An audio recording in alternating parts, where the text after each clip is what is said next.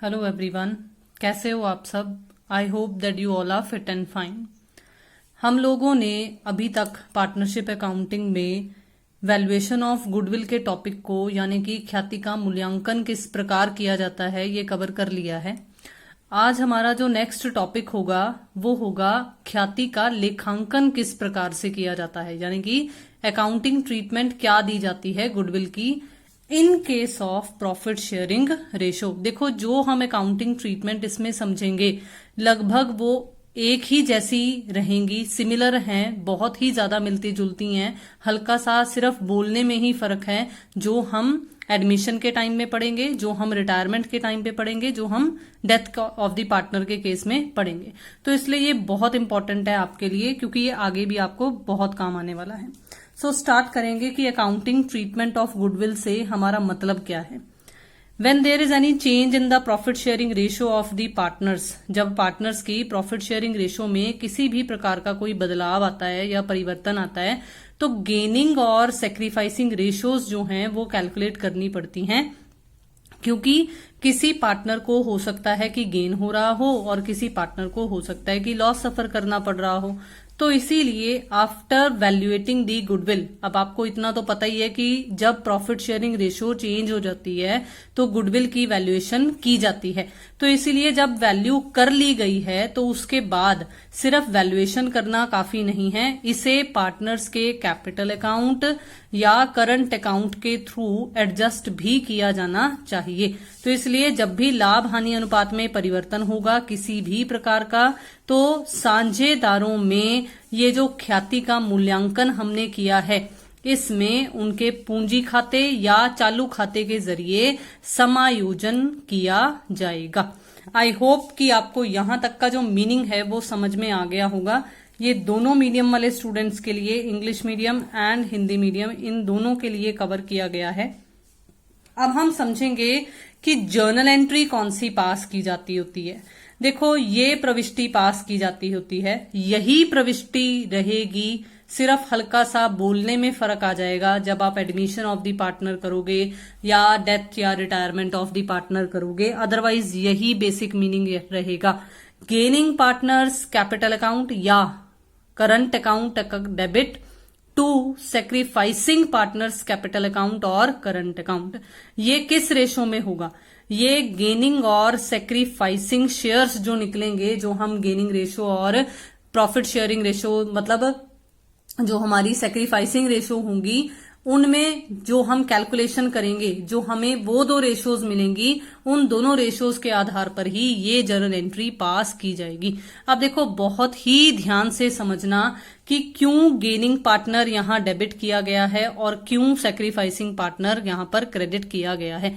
देखो, जो त्याग कर रहा है उसके त्याग की भरपाई होनी चाहिए और वो भरपाई जो गेन कर रहा है वो करेगा।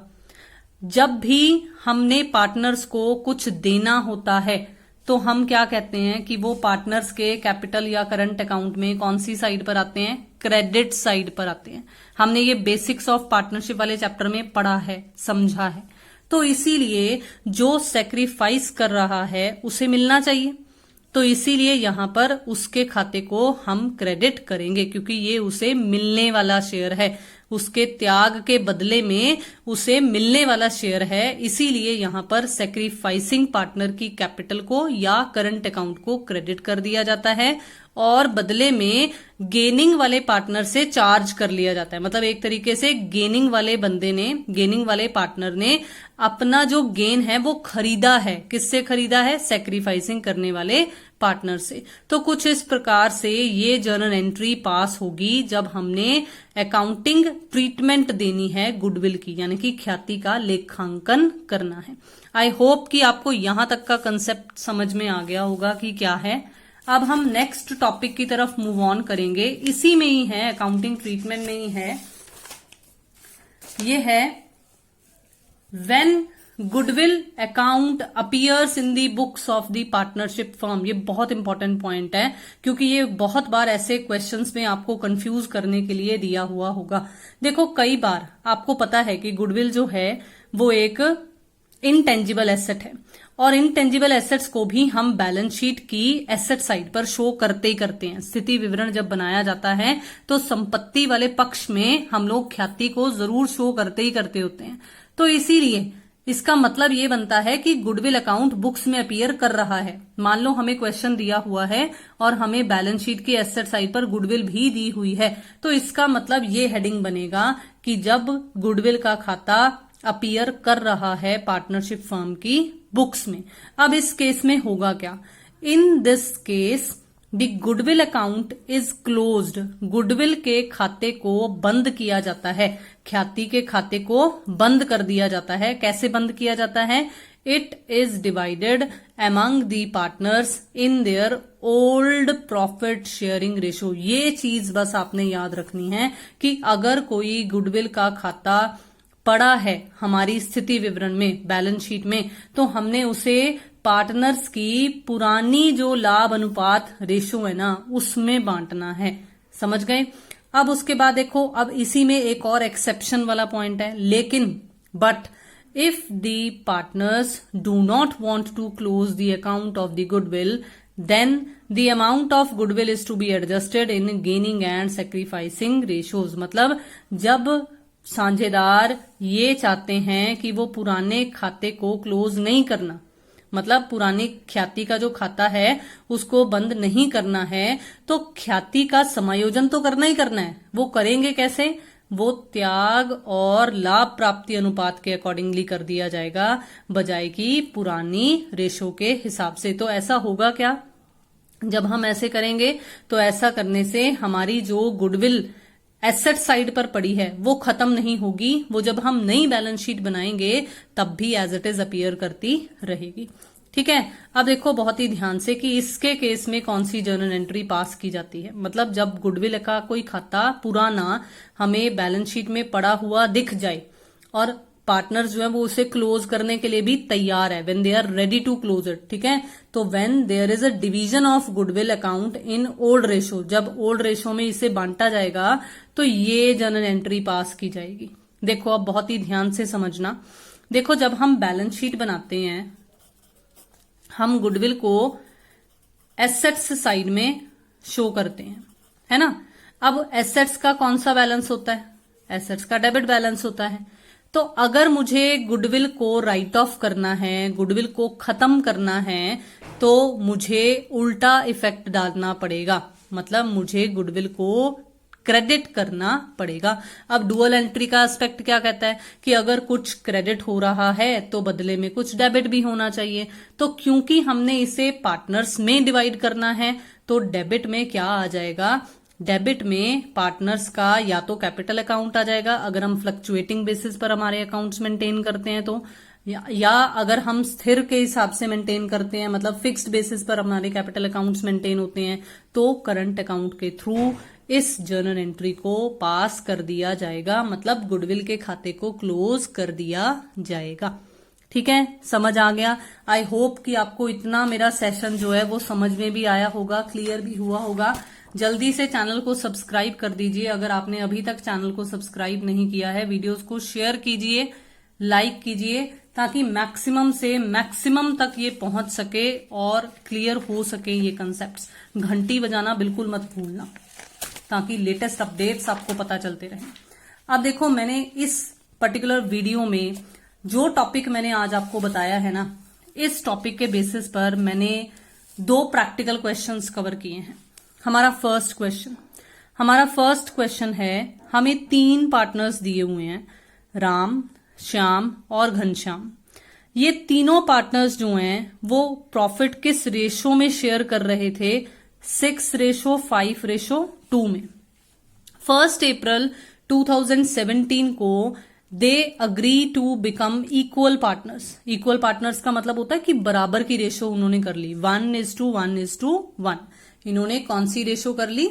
1:1:1, बराबर के हिस्सेदार हो गए। अब देखो, the value of the firms goodwill is 78,000। अब गुडविल का जो मूल्यांकन किया गया है वो 78,000 किया गया है। अब ऐसा तो नहीं लिखा हुआ कहीं पर भी हमें क्वेश्चन में कि गुडविल बैलेंस शीट में अपीयर इतनी कर रही थी, हमें सिर्फ गुडविल की वैल्यूएशन के बारे में बताया गया है।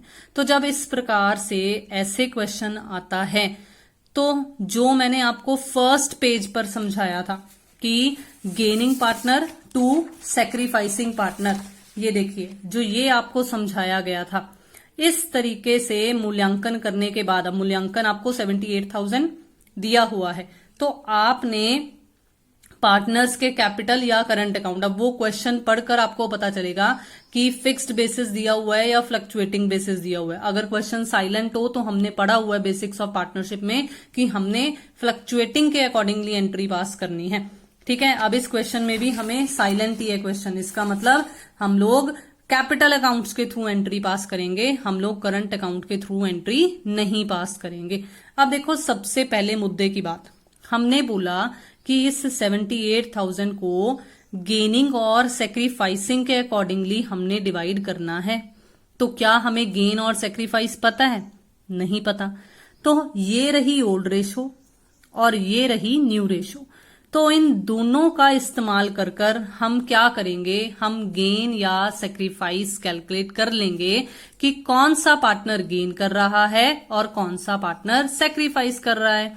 तो राम, मैंने आपको बोला था एक फॉर्मूला याद कर लो, अगर ये सेक्रीफाइसिंग वाला फॉर्मूला आप याद करते हो और आपका आंसर नेगेटिव आ जाता है तो वो गेन इंडिकेट करता है। तो मैंने ऐसे ही किया, आप चाहो तो आप यहां सेक्रीफाइसिंग रेशो के साथ ब्रैकेट में लिख सकते हो गेनिंग रेशो। ब्रैकेट वाली चीज अकाउंट्स में जनरली माइनस डिनोट करती है, तो अगर आप यहां पर अपना आंसर नेगेटिव वाला जो आएगा उसे ब्रैकेट में शो कर दोगे तो वो इंडिकेट करेगा कि वो गेन निकल रहा है।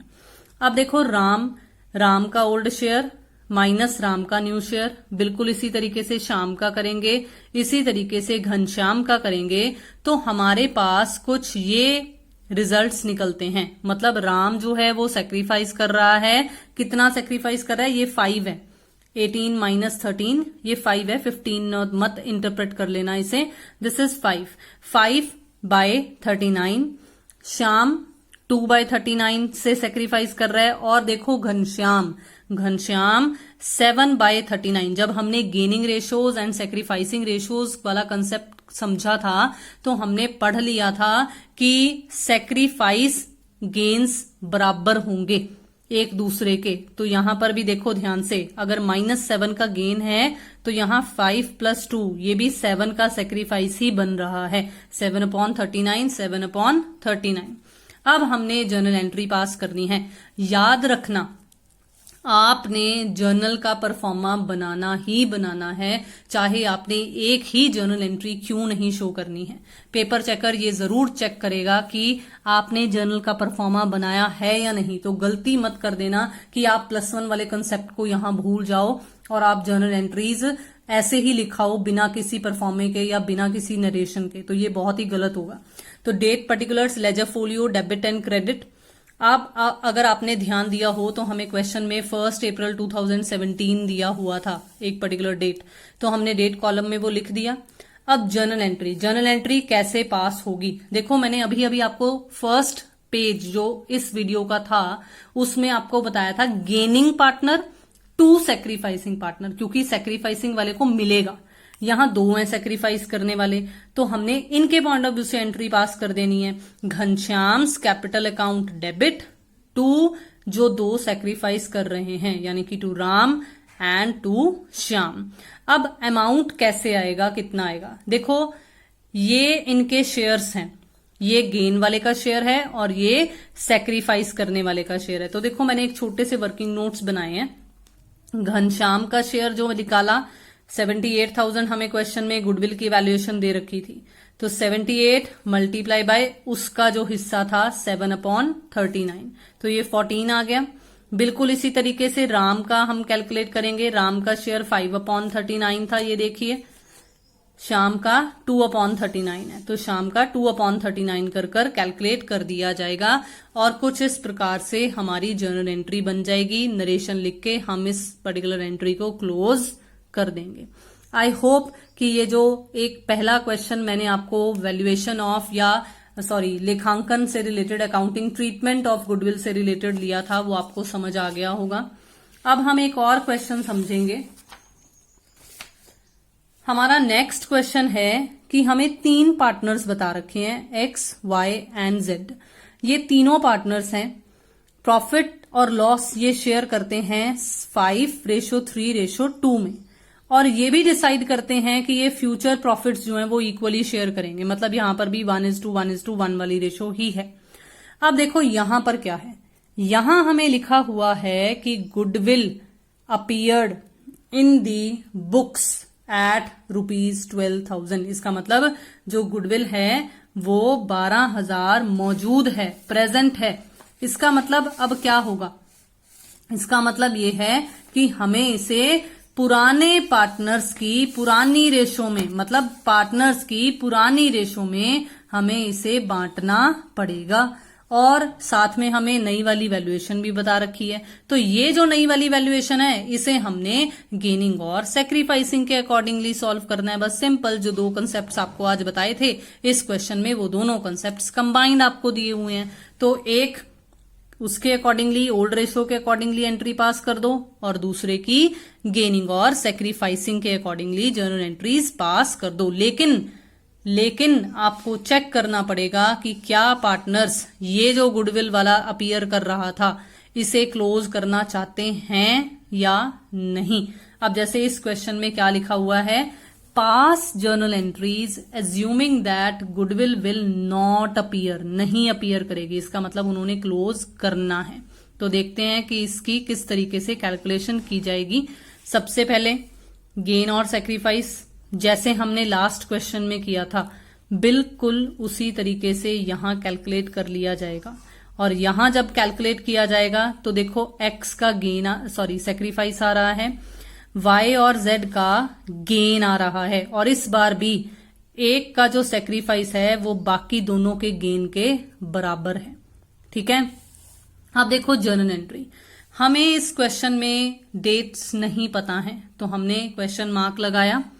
और सबसे पहले क्योंकि उन्होंने खाता क्लोज करना है गुडविल का, तो जो गुडविल बुक्स में अपीयर कर रही थी 12,000 की, उस 12,000 को मैंने पुरानी रेशो में, पुरानी रेशो कितनी थी 5:3:2, तो 5/10 12,000 का 5/10 कितना होता है, हाफ। 5/10 को फ्रैक्शन को कट करोगे तो हाफ बन जाएगा ना। इसका मतलब 12,000 का आधा 6,000 एक्स की कैपिटल में आएगा। बिल्कुल इसी तरीके से 3/10 मल्टीप्लाई बाय 12,000, तो जब कटिंग करोगे तो देखो 1200 मल्टीप्लाई बाय 3 3600 बन जाएगा। बिल्कुल इसी तरीके से जेड के लिए जब कैलकुलेशन करोगे 2/10 करोगे 12,000 का तो वो 2400 बनेगा। और इस तरीके से हमारी ये फर्स्ट एंट्री जिसमें हमने जो गुडविल बुक्स में अपीयर कर रही थी उसे क्लोज करना है वो पास हो जाएगी। अब देखो जो हमने वैल्यू की थी 30,000 की, उसके लिए ये एंट्री पास की गई है। अब इस बार मैंने वर्किंग नोट बनाकर सॉल्व कर नहीं दिखाया है, खुद ही अंडरस्टूड होना चाहिए। हमारे पास 30,000 है, ये सैक्रिफाइस है, तो इसे 30,000 से मल्टीप्लाई कर दो। 30,000 से जब मल्टीप्लाई करोगे तो देखो 5,000 इसका शेयर आ रहा है। बिल्कुल इसी तरीके से 1/30 का जब 30,000 से डिवीजन करोगे तो सीधी सी बात, सीधा ही 1,000 लिख लो चाहे 1,000, और यहां पर करोगे जब 1,000 से 4 को मल्टीप्लाई तो 4,000।